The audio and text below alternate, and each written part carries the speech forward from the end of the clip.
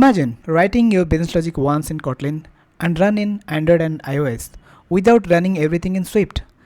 That is what exactly Kotlin Multiplatform offers. So in this video, let's understand what KMP is, how it works, and why developers are moving towards it. So without further delay, let's get started.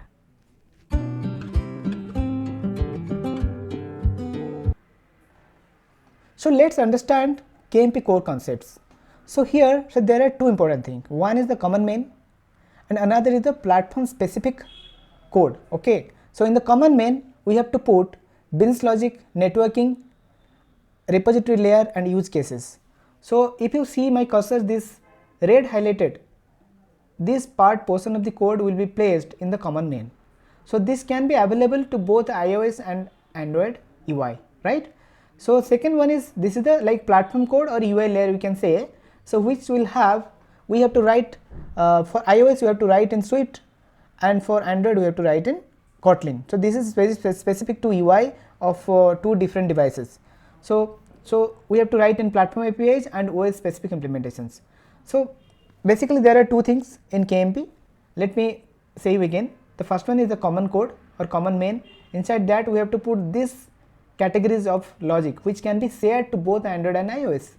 First one is business logic, networking code, repository layer code and use cases. So these are this type of shared logic we have to place inside the common main, which can be shared to both Android and iOS. And next one is the platform code. Platform code means that is specific to Android or iOS. So those part of the UI logic we have to write separately. For Android we have to write in Kotlin or like Jetpack. We have to write in Jetpack Compose, and then for iOS we have to write in Swift UI. Okay, so that part we have to write separately. So the next is like how it happens. Basically expected code. Expected is nothing but that business logic part which can be placed in the shared code. Expected part we have to define in the common code, right? You just see this highlighted blue color. Expected part we have to write inside the common code, and actual implementation we have to, like whatever we are doing, we have to show something in the UI, right? So the actual part we have to show in the like a platform specific UI. So that is how it works. So example is, let's say we want the device info. So device info means as we are using Android and iOS both, so that should give Android device info as well as iOS device info, right? So expected is what we are expecting from Android, that device info, and in iOS also we are expecting the same, but the actual implementation we have to do it different. Like that is because that is very much platform specific, because we cannot use the same syntax which is for Android, we cannot use it for iOS. So that part we have to we have to put in separately. That is actual implementation, that is Android device info for Android, and actual implementation for iOS, that is actual iOS device info. So this is how like KMP works. This is a very basic example. Even if for big applications we have to write similar fashion only. Okay, so now let's understand typical KMP architecture. So there are three things. Like basically there are only from the outside it is two main thing. One is the shared logic, another is the UI logic, right? So but there is some if we think a architecture perspective, there are three things we can understand. One is the UI layer, then next one is the business logic layer, and then the data layer.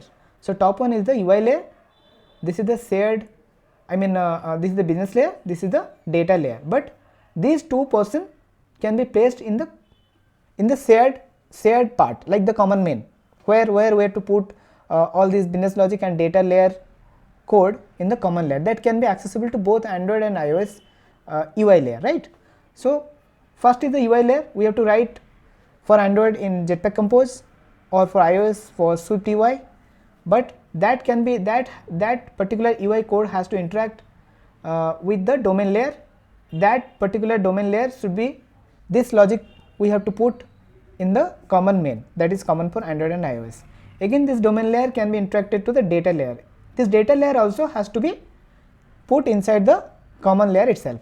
So this is how the architectural this is how the KMP architecture is. Okay, so again there is some additional thing. One is we can keep the UI native, like for Android we have to write in Jetpack Compose, and for iOS we can write it in Swift UI. But there is another thing, that is CMP, Compose Multiplatform. Using that we can even write a shared UI logic as well. Okay, so that is what the additional thing of CMP is, that I will say you next in this video. Okay, so the main core concept is, here we are basically for the KMP. I am not talking now, just will be go to the CMP part, but for the KMP there are two things. One is the logic is shared, but for the UI we have two different type of native codes. Like we have to write for Android, that is using the Jetpack Compose. For iOS we have to write it in the Swift. Okay, that is what the KMP is. So let's know where KMP fits best. Okay, that part also we need to know, like where actually we can go for the KMP. So first one is we have like more business logic, API handling, caching, validation and complex rules. But means where the UI part is not much like emphasized, but other things like the business logic, API handling, caching, validation, complex rules are there. So in that case KMP is the best fit, because we don't have heavy platform specific UI. Means in that scenario we can go with KMP. Okay, and we can have a common shared logic, so that we can write once in the Kotlin, and that can be used for Android and iOS, and only the UI part we can write in for Android for Jetpack Compose, and for iOS we can write in Swift UI. So that is the beauty of KMP, and we can get the advantage of it. If any scenario came, we can write the mobile application using the help of KMP.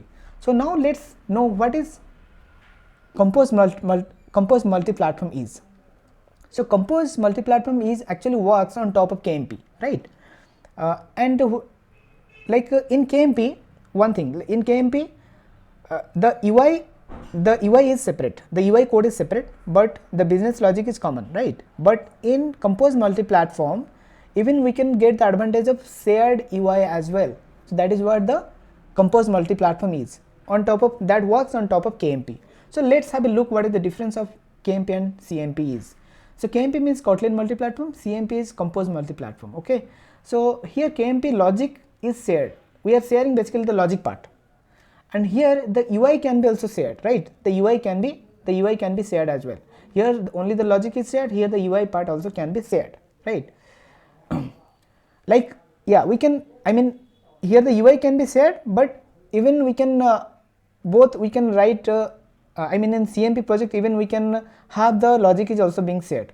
That is what. But more specifically, what the difference is, here the logic is being shared and here the UI is being shared. This is basically platform UI, right? Because we have to write different code for iOS and Android. Here the shared UI, right? Correct. Here we can write a single code that can be works for Android and iOS both. But so now the next is like now currently KMP is almost like it is many industries KMP is being used. So it is it is kind of mature in this test as of now. Why? Because for the UI part we are not we are again depending upon the native libraries like for Android and iOS. That is why for UI related we don't have to worry about. So that is very straightforward. That is why it is as of now it is like matured. It is in mature state. But CMP is still growing because we are like still the libraries are in the developing phase for to make it like works in every scenario. So that is like as of now CMP is still growing, but KMP is almost stable. Okay, so basically this is built on top of Jetpack Compose. This KMP or CMP, this is built on top of Jetpack Compose. Can render UI on Android, iOS, desktop or also web. It is not limited to, KMP is not only limited to Android and iOS, we can use for Android, iOS, desktop and web as well. That is what it gives it offers as well.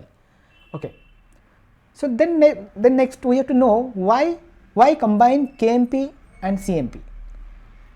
That part also we need to understand. One is that one language, basically we can use only Kotlin to write a code base that can use for both Android and iOS.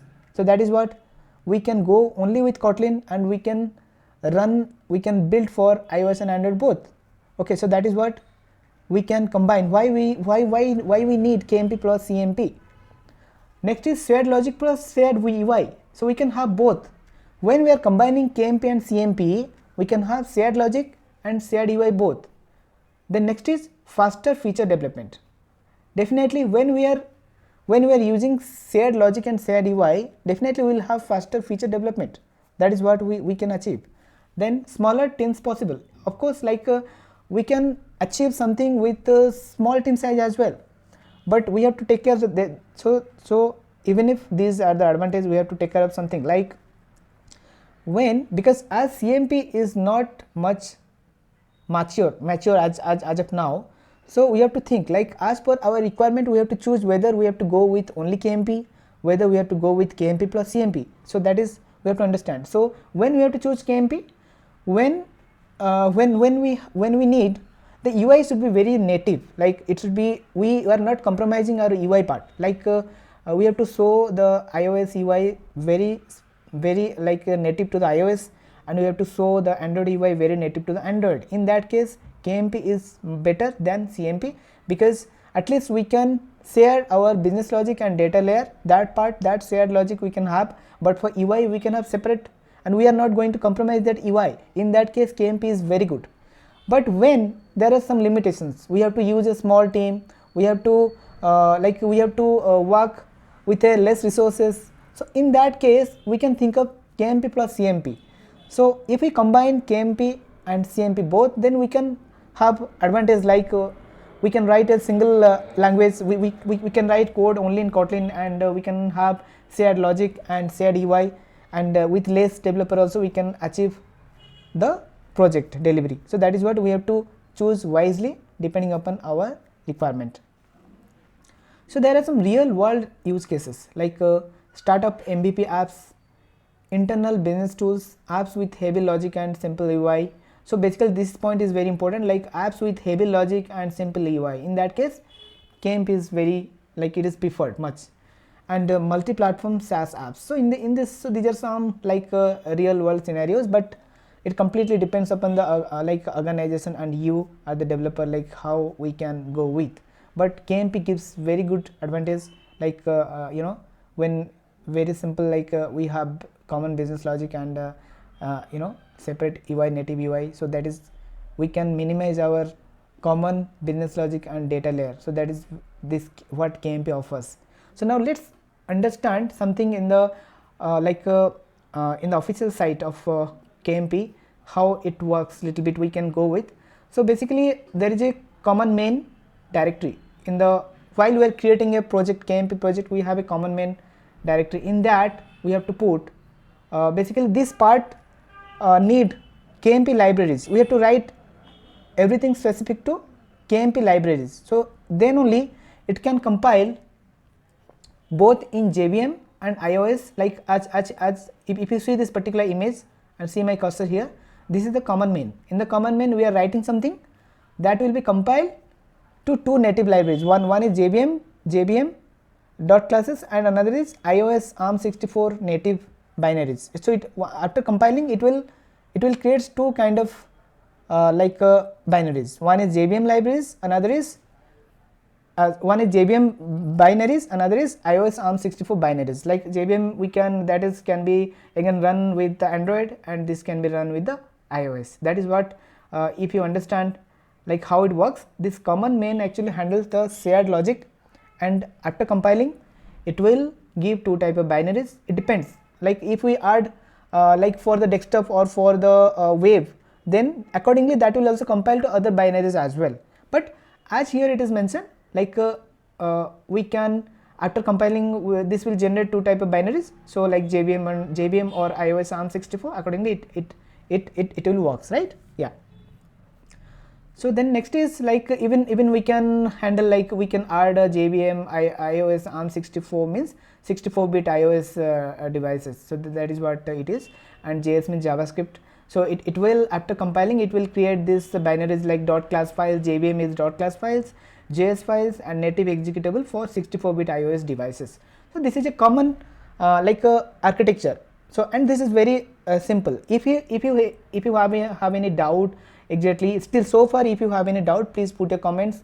I can explain, because in this video we will be basically understanding the architecture part and how KMP works, and also how CMP also works on top of it. But in the next video we will come up with some a real example, like we'll be creating a KMP project and we'll run it in the Android and iOS, and we'll show that. Okay, that we'll also do. So I hope you understand this part, like how the commonMain directory works, like how we can put the common business logic and data layer logic we can put in the commonMain, and that part should be written in the KMP libraries, and after compiling it will generate binaries depends upon the targets. You just remember, we have to mention the targets, then only it will generate the binaries specific to that target. It will not automatically generate targets to like, for let's say we can create the KMP shared code for Android, iOS, desktop and also the web, but then accordingly we have to specify all these targets in the Gradle file. Okay, so that is what also we need to understand. That part will have some more understanding in the code demonstration that will come up in the next video, but first you understand this part. Okay, so this is how it works. If you see some of the structure, like this is the commonMain. If you see my cursor here, this is the commonMain. We have to put all these shared business logic and data layer logic, and this is iOS main, this is JVM main, like we can put it as a Android main as well for Android specific. So that is how it is. We have to mention everything. Okay, so this is how KMP works. I hope you understand. And so this video basically we are covering the architecture part, what KMP is, why developers are moving towards KMP. So that is why industries are also moving towards KMP. That is what I'm trying to make you understand in this video. And we will in the next video we'll be understanding the coding demonstration of KMP. We can write that we can have a demonstration project we can run into the Android and iOS both. So I hope you understand, and in this video your doubts are clear. If any query you have, please specify in the comments. So I will see you in the next video. Thank you.